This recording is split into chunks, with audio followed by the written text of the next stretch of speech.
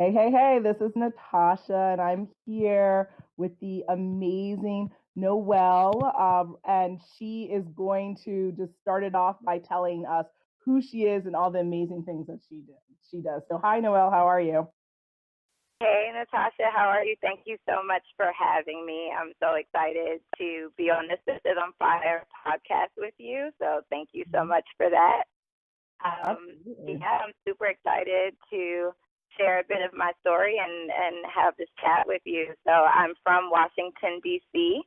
I'm back in Washington, D.C. now after living for 4 years in LA and then 4 years in New York City, and then got my bachelor's at Temple University in Philadelphia. So I'm back home now after a long stint away. Hmm. And after I got my bachelor's degree, I actually got it in tourism and hospitality management because I thought that I wanted to open a hotel. Ever since I was a kid, that was kind of my goal. And then through that degree, we had to do these internships, and my first internship landed me at MTV. And that's when I really got to see how marketing works and how it is to market a brand to the masses. And I found that extremely interesting. But I knew that it wasn't media that I was looking for. I was really looking to bring brands to the next level. And so once I Mm. got that, and it was interesting because in college was such an amazing experience for me. And I think a lot of the ways that I interact in my day to day at work, I credit to that. But it was that internship that really kind of switched the direction that my career has gone in when I kind of got that hands on experience, Hmm. which was great. Yeah. So then from there, I started working at FIJI Water. I was running their New York events program for a while until I got promoted into their assistant marketing manager, and that's kind of what brought me to LA. Hmm. From Fiji, I worked at Red Bull and really driving the indoor retail strategy and marketing and seeing how we can take our bigger messages and reach to the consumer in a more practical way. Hmm. And did pretty well there. And now I'm at a company called Kicking Horse Coffee based out in Canada, and I head up the shopper marketing department here. So it's been an interesting road, a really cool road, one that I did not anticipate or expect, but it's just Hmm. been incredible to watch it kind of organically grow. Wow. And so, how did you end up getting that internship at MTV? Yeah, it's funny. My sister had some contacts there. I had reached out independently, and she used her circle of friends at Yale. She went to Yale. There weren't that many African Americans there, but the ones that were at that time were super close, and they kept a network, which I strongly recommend is always keeping your network of people that you meet in college and stuff close because you never know when you'll need them. And in this Mm. instance, it worked out in my favor. She reached out to someone from her Black Student Union who worked at MTV, and they kind of helped push my resume to the right hands and get me in the door, which was awesome. That is awesome. Very, very cool. And then from that experience, what exactly I agree. I think marketing brands is really amazing and being able to be a part of the conversation is an honor. But I'd love for you to share like what pieces of the puzzle do you love the most? What like kind of really made you continue to focus your career in this arena? Yeah, well, I love the idea. When I was looking at just the brand field in a sense, and when I was younger, even in college, I didn't even know that there was like this whole machine behind, getting a Kellogg's cornflakes on a shelf or all of Hmm. the things that went behind that. You just shop or you see billboards and stuff, and it's just like, oh, okay, that's there. But once I started diving into all of the things that go into placing a product on shelf or getting that word out or making it a top 10 brand, I was fascinated by that. It's like I was completely captured by that, and I knew I wanted to be a part of it. And that's the most fun for me when I see a program that I did all across, the U.S., whether that's in store or out of the store, and knowing that I manage that from top to bottom. It's a tangible success for me. Like I can actually feel it and see it and touch it and know that that was something that I did, and knowing that it can be in a store or a billboard in Kentucky or in LA, and that I had, a pivotal part of that was just something that I love to see in my day to day, is like tangible results, and this was kind of the best way to get that going. So it's been really exciting, that part. Amazing. Okay. So then as you've gone down and you've really had all these successes, how has being a woman helped or hurt you along the journey? Yeah, so there's a couple of things that have been a challenge. Like I'm a woman, I'm an African American woman, and I'm a millennial. So a Mhm. lot of these companies, it's an old boys club, and it's definitely an old white boys club. And so Mhm. to be able to make sure that I had my seat at the table in the beginning was an extreme challenge, because I didn't feel like my views at first were being respected in the way that I felt that they should have. But Mhm. as a woman of color, and as a younger woman in the company, to be in these meetings with these VPs and such, and making sure that my voice was heard. At first, when I started out, I was intimidated by that, or just how do I navigate. But then as time went on, I realized that the best way to navigate those waters is to just be completely true to myself and unapologetic in my views. And even if, you don't feel like you're being heard, then just speak a little bit louder. And as I Mhm. continued to do that and make sure that when I was in meetings, I was contributing well, and then I followed through on time, if not earlier, in a bigger way, is how I was able to kind of form that to my benefit and make it work for me, even when at first it wasn't working for me. So. Beautiful. Okay. And along the way, have you felt like, given what's going on with like the Me Too movement and how women seem to be really more and forceful about uniting with each other and like being a support system, did you find that you had like a lot of sister support along the way or no? Oh, absolutely. I think the sister support that I've had has been pivotal to my success, even if it's personal or professional. From a Hmm. professional sense, when we would get into these buildings and you're the minority in every sense of the word with the people that you work with, finding that female support, either through a mentor or just through a peer, was Hmm. essential, because we would lean on each other for good and bad, for advice, to be able to steer each other on the right path. And just we were always a big support. I've been so close to so many females I've worked with. I've been in their weddings. So it's just been great to kind of have that group. And then personally, even though my friends work in different industries, being able to just be motivated by their success, be inspired by the things that they're doing, and then also just, be able to lean on each other in times of good and bad. If I didn't have that, this would have just been a harder road, I think. Mm, beautiful. Okay. And then what were some of the challenges that you faced, particularly being a person of color? Yeah, I'm the only person of color in a position of management or above in the current company that I'm in. Mm. I was one of two at my prior company, and one of only at the one before that. So it has been, so it was a challenge, because you get into these rooms and you either feel like your views won't be heard or they aren't heard.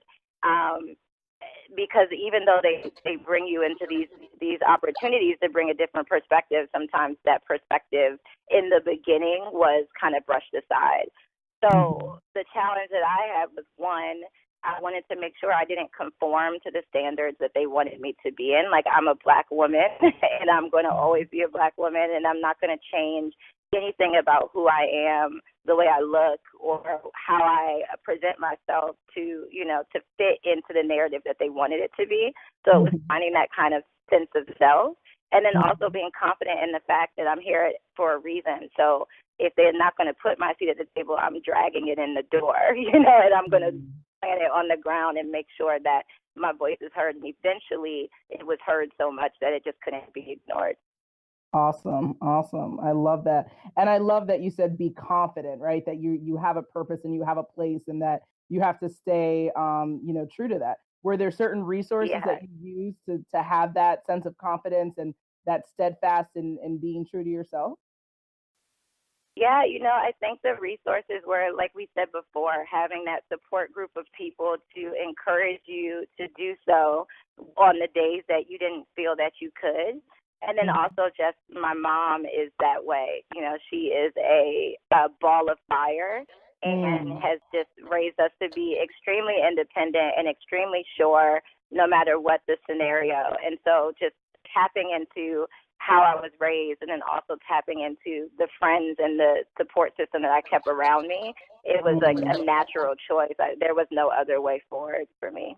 Wonderful. Okay, and that leads perfectly to the next questions I have, series of questions I have, which is being a sister on fire. So we definitely think you are a sister on fire because of exactly what you've been talking about, right? That you're like, listen, I am who I am, and you're just gonna love it, and that's it. Point Right. blank period.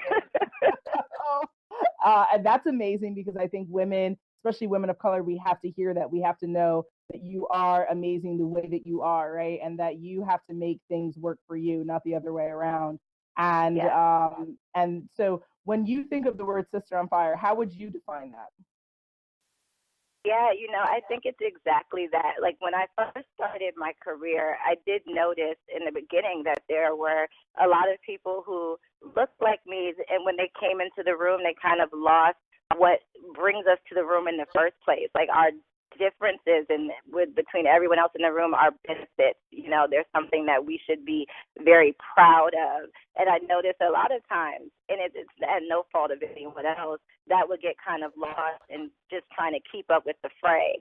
And the people who I would admire and who I thought were sisters on fire, not that the other people weren't, but were people who were just unapologetic in their path and their passion and their viewpoint and their skill set in there. It just everything. It was just a sense of overall, I'm in this room and I demand the same level of respect as everyone else in this room.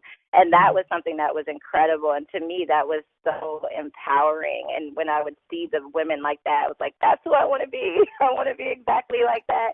And they Mm. use that in every sense of their life. Like it wasn't even just a professional thing, in their personal decisions and their personal goals, just knowing who they were and using that to navigate the world and to make the world fit to them, like you said earlier, was just, it's Hmm. always awe inspiring to me. I love it. I love it. And were there any other examples of Sisters on Fire? You mentioned mom. Shout out to mom and how Yeah. she sent you the ball of fire. Like, yeah, that's awesome. Yes, you gotta shout out mom. You gotta shout Yeah. out mom Aw. always. Hey, mom. Yes. Hey mom. She has been an incredible, like she is just a ferocious woman. Like I am so, like, just everything that she does, I'm always like, I hope I'm half the mom that she is when I get to that point, because I just can't think of a better woman who has made me who I am today. And that's not to say dad didn't either, shout out to dad too, but Yeah. mom was definitely that rock. And then as I went on, like it was actually interesting. One of the best mentors, I don't even think she knows this, but one of the biggest mentors I had was just a product manager when I worked at Red Bull, who was absolutely different from me in so many ways. Like she was a uh, Republican from like a small town. Like we didn't have, if life hadn't brought us to those two seats, when we met, we probably would have never met each other. Our Mhm. lives just were completely different. But when we started to look at what a sister or what a person on fire is with her and how she was unapologetic in that, I appreciated it anyway. And so I would lean on her quite a bit to just, get a different perspective in many different ways. And it was actually like really exciting to be able to know that, even though we're very different, we connect as women and as women trying to navigate this male world. And we Mhm. were able to do that together, which was great. And then, because I use a lot of like real life examples, like there are people like Michelle Obama and Oprah and people like that who I think embody what a sister on fire is. Mhm. But in my day to day, it's always the women, especially the Black women, who I've been able to lean on and get daily inspiration from, just in the way that they navigate. And that's all of the friends that I keep and those mentors that you meet along the way who really help shape your career and who you are as a person. I love it. Absolutely. And yeah, I mean, listen, I think Sisters on Fire, so it was a play originally named Diary of a Mad Black Feminist by the co-writer and producer Marsha McNair, who's also the founder of Long Island Girl Talk. And so she's kind of dedicated her career and her passion projects to really enforcing that women know that they can have a voice. And so the Sister on Fire theme is definitely focused around the Black woman narrative. But listen, I think that it becomes bigger than that, right? It's about humanity. And so kind of like if you're a woman who's Caucasian or Asian or any type of background, it's kind of like, are you standing up for what's right? Are you living your life unapologetically? And most importantly, are you supporting the women around you and making sure that we rise together? Because I think that you can't expect anyone else to do something for you, right? Men's narrative is different than women's Right. narrative. Why are they invested in making us stronger? We ourselves Exactly. we have to do that, right? And especially same thing, women of color. It's our narrative, so it's important that we work together to make sure that we feel stronger and that we're able to take our lives to the next level. So this is really about focusing on women who are just badass, and Black women and women of color who are just killing it, right? With whatever they do, whether it's in media, whether it's in education, technology, fashion, whatever, right? So thank you for showcasing to us, your power and the power that you come from. And just out of curiosity, have you ever sat down with your mom to like figure out like what really helped make her, a sister on fire?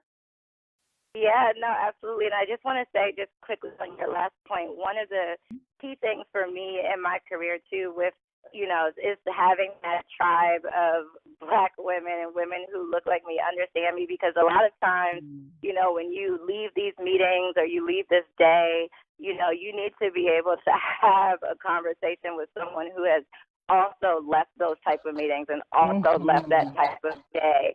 And so being able to even just jump on the phone or grab a drink together or create that tribe has been paramount for me. Like if that didn't happen, then I would feel more alone. But if you feel alone in your 9 to 5 and you leave that 9 to 5 and at 6 p.m. you get to call up your girlfriends and grab a drink and y'all all can have that conversation, has been truly helpful in just making sure that you maintain your mission, right, in life. And so that I love what you said there. And then I mean, I tell my mom all the time, I have but we haven't talked about what brought her to being the woman that she is. I think she credited to her mom, and my grandma probably credited to her mom before. It's just a family of really strong women with the baton passing on, basically. That's beautiful. And I mean, there's so much of women's strength and Black women's strength that is just history, right? And just like there is no other choice but to be strong, and what your mother experienced in her life and her mother, right? Like our people have been through the ringer. Exactly. We don't have there's no other option. I say that to my colleagues all the time. We're here, we have one option, and we need to do the best with it. We've never been able to not be strong, and the time to stop that is definitely not now. Absolutely. I love that. All right. So just last minute thoughts. Do you have any advice for women who are struggling? Maybe they're feeling alone at work and they haven't found the tribe, or they're trying to figure out like, how do I know what to do in my career? Because you have some, I feel like you'd have really good advice for that. Yeah, I think the number one thing is if you have a tribe, rely on them, lean on them, even if they have nothing. Most of my friends have no idea what I do on a day to day. Some of them do. They just know that I'm out here trying to do the best that I can, and we don't have careers that cross paths at all. But some of the similarities are there. Us being obviously women of color, most of the times being the only women of color in the room. So we are able to relate on that level, and leaning on each other is key. Family as well. The advice from our elders and what they had to go through is way different than what we had to go through, and being able to tap into that is key. Mm-hmm. And then when you're in your or when you're in your, not even if it's a 9 to 5, because my job hasn't been a 9 to 5 really in a while, but even when you're in your daily day, Mm-hmm. just don't lose yourself ever. Like, know that that we need people in the room, especially in marketing. We see so many times what happens when we're not in the room or we're not vocal in the room, and you have these really offensive, tone deaf ads where no one stepped up and said, excuse me, that's not correct, or that's offensive to a large group of people, or I would be turned off by that. Like, make sure that you have those messages, you say it, they're pivotal, they're needed. So don't be shy, don't be afraid, use your voice, and eventually your voice will be, you won't have to scream it. You can whisper it and it still will get the respect you need. It sounds like you are preaching for some people at H&M. Yeah. I wasn't at that table, and I would not have been, because I was like, I don't know either if someone was in the room or they just didn't speak up. But that is a key example, and there are many ads like that where I see and I'm just like flabbergasted. If that would never fly. If you had a sister on fire in the room. Yeah, So, absolutely. yeah. Especially also, just to add to that, some of the ads that we also have in our community, right? Like I remember seeing like a Nivea ad that was all about like Yep. your skin, and it's problematic. Some of the advertisements that we see focused on our community as well as not focused and kind of degrading our community. And it's like no one is kind of speaking up, like you're saying, no one's at the table who needs to be at the table. Do you feel like that's going to change in the future? I hope so. I really do, Mm-hmm. because I do see that there has been a lot more diversity in the companies that I've worked for before or that I work in now, where Mm-hmm. companies are understanding the importance of that. And so, and people like myself or my colleagues or the ones before are setting the tone of how essential it is. So so I think that the message is becoming clear, but I don't know if the tone deaf, the kind of offensive ads will change unless that system changes. Mm-hmm. Um, it's hard to tell, and also if we're in the room is being confident, because I remember when I first started my career, there was an ad not as offensive as the Nivea and H&M, but something that caused me a little bit of pause. But I was really new in my career, and I didn't speak on it to the level that I should have. Because I just was unsure of my role or what I was supposed to do, and I was just not feeling the confidence. And I think that is actually the moment when I left there, when I realized, no, you're here for a reason. And I've had many opportunities that since then where we had put something out, we would have been trending like H&M, and stepping up and saying absolutely not. Mm-hmm. Helped frame that, and I think it also helped my colleagues understand then how important it was for me to be there. Absolutely. I agree. I think that, a part of it is definitely, having people at the table, but then also, it is great to see people talking about it on social media. I mean, that social media, it's like a double-edged sword, right? So you definitely have Yes. like a lot of positive empowerment that's taking place. And you also will get that kickback and you'll get that pushback from people saying, try that one more time. Yeah.